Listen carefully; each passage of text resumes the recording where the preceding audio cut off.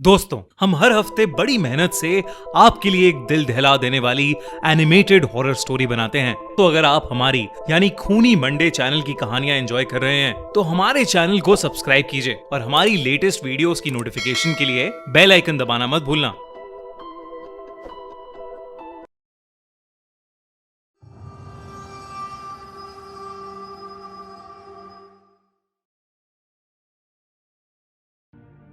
Phone call. माना जाता है कि भूत, प्रेत और आत्माएं हमारे चारों ओर रहती हैं। पर अगर यही आत्माएं आपकी किसी चीज या किसी सामान या किसी डिवाइस के जरिए आपकी जिंदगी में आ जाएं तो? बैंगलोर में रहने वाले अनु और तुषार के साथ कुछ ऐसा ही हुआ और उनकी जिंदगी हमेशा के लिए तबाह हो गई।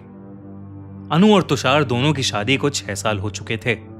वो दोनों हाल ही में एक सोसाइटी के 10वें फ्लोर के एक अपार्टमेंट में शिफ्ट हुए थे। उनकी जिंदगी उनके प्लान के अकॉर्डिंग ही चल रही थी, पर उन्हें नहीं पता था कि ये सब बहुत जल्द बदलने वाला है। तुषार, जिसे देर रात तक काम करने की आदत थी, एक रात आधे बिखरे हुए स्टडी रूम में बैठा हुआ अपना काम कर रहा था। तभी एकदम से एक टेलीफोन की घंटी बजने लगी। तुषार ने पहले अपना मोबाइल चेक किया, फिर अपना लैपटॉप और फिर सोती हुई अनु का मोबाइल, पर वो टेलीफोन की घंटी कहीं और ही बज रही थी। लेकिन तुषार के घर में कोई भी और टेलीफोन नहीं था। तुषार ने ध्यान लगाकर सुना तो वो टेलीफोन की आवाज घर के स्टोर रूम से आ रही थी। उस स्टोर रूम में पुराने टेनेंट्स का कुछ सामान अभी भी पड़ा हुआ था। तुषार को लगा कि शायद उन्हीं के सामान में कोई चीज वो आवाज कर रही है। तुषार ने स्टोर रूम का दरवाजा खोला और थोड़ा सामान इधर उधर करते हुए देखा कि वो आवाज एक पुराने से लैंडलाइन फोन से आ रही थी। लेकिन वो फोन कहीं कनेक्टेड नहीं था। तुषार ने वो फोन उठाया, सामने से कोई आवाज नहीं आई और तुषार ने वो फोन वापस रख दिया।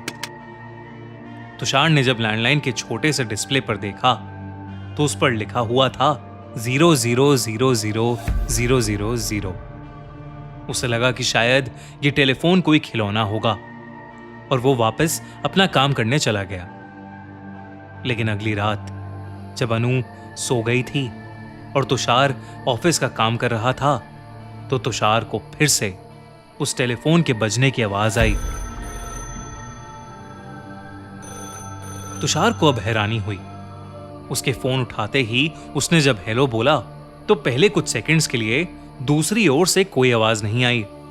तुषार टेलीफोन का रिसीवर नीचे रखने ही वाला था कि तभी फोन के दूसरी ओर से उसे एक बूढ़े आदमी की हल्की सी रोने की आवाज सुनाई दी। जब तुषार ने पूछा कि दूसरी ओर कौन है तो उसे कोई जवाब नहीं मिला, बल्कि दूसरी ओर उस बूढ़े आदमी की रोने की आवाज अब फोन से दूर होती जा रही थी और अब फोन से कदमों की आवाज भी आ रही थी। तुषार ये सब सुन ही रहा था कि तभी उसे ठीक वैसे ही कदमों की आवाज उसके लिविंग रूम से आने लगी। उसने डर के मारे जब स्टोर रूम का दरवाजा हल्का सा खोलकर लिविंग रूम में देखने की कोशिश की तो वहां उसे खाली डब्बों के अलावा कोई नहीं दिखा, पर उसे उन कदमों और उस बूढ़े आदमी के रोने की आवाज अभी भी सुनाई दे रही थी। उन आवाजों को अपना वहम समझते हुए वो किसी तरह अपने बेडरूम तक पहुंचा और अपने बिस्तर पर लेट गया, पर सारी रात उसे वो आवाजें आती रहीं।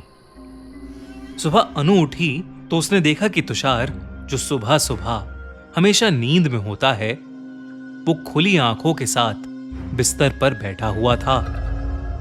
जब अनु ने उससे उसकी उस हालत के बारे में पूछा तो उसका जवाब सुनकर अनु को उसकी बात पर विश्वास नहीं हुआ। तुषार की दिल की सहमति के लिए अनु ने उसके साथ पूरा घर देखा, लेकिन कहीं कुछ नहीं मिला। कहीं से कोई आवाज नहीं आ रही थी, ना किसी के कदमों की, ना ही किसी बूढ़े आदमी के रोने की। ये देखकर तुषार को थोड़ी राहत मिली, पर उसके साथ जो पिछली रात हुआ था वो उसे भुलाए नहीं भूल पा रहा था। उस रात तुषार ऑफिस से आते ही खाना खाकर सो गया। अनु भी उसके साथ ही लेट गई। लेकिन देर रात 2 बजे अनु की आंख तुषार के चिल्लाने की आवाज से खुली।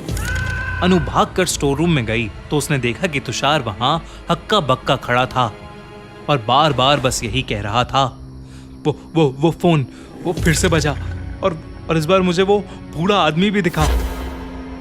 तुषार की ऐसी हालत देखकर अनु को कुछ समझ नहीं आ रहा था कि वो क्या करे। तो उसने बस तुषार का हाथ पकड़ा और उसे कमरे में ले जाकर पानी में नींद की दवाई मिलाकर उसे वो दवाई देकर सुला दिया।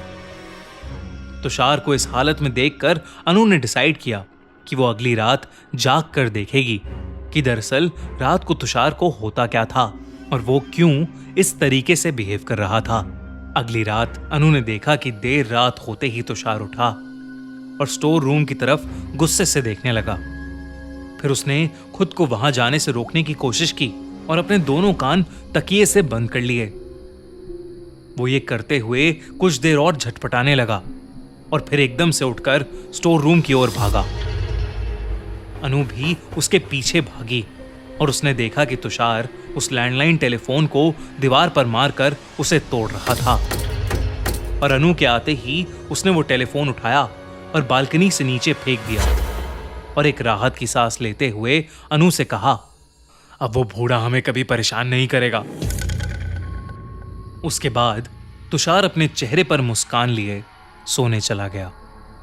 अनु को अपने पति को इस हालत में देखकर बिल्कुल भी अच्छा नहीं लग रहा था, पर उसे लगा कि शायद उस टेलीफोन को फेंकने के बाद तुषार ठीक हो जाएगा। लेकिन अगली सुबह जब अनु की आंख खुली तो जो उसने देखा वो देखकर उसके रोंगटे खड़े हो गए। उसने देखा कि तुषार एक कोने पर खड़ा था और वो किसी को अपने से दूर रहने को कह रहा था। अनु को देखते ही वो रोने लगा और कहने लगा कि वो बूढ़ा आदमी उसे मार डालेगा। अनु ने भागकर तुषार को बालकनी के कोने से पीछे करने की कोशिश की, पर उससे पहले ही तुषार का पैर लड़खड़ाया और वो बालकनी से नीचे गिरकर मर गया। अनु का शरीर मानो जैसे तैसे वहीं जम सा गया और तभी अनु को एक लैंडलाइन के बजने की घंटी सुनाई दी जो उसी स्टोर रूम से आ रही थी।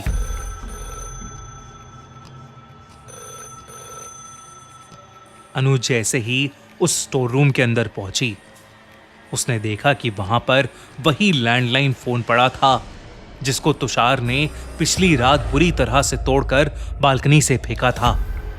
उस फोन की घंटी बजती ही जा रही थी। अनु ने डरते हुए जब उस टेलीफोन का रिसीवर उठाया तो दूसरी तरफ से एक रोने की आवाज आई जो किसी और की नहीं बल्कि उसके पति तुषार की थी। अगर आपको ये वीडियो अच्छी लगी तो हमारा चैनल खूनी मंडे सब्सक्राइब करना बिल्कुल मत भूलना।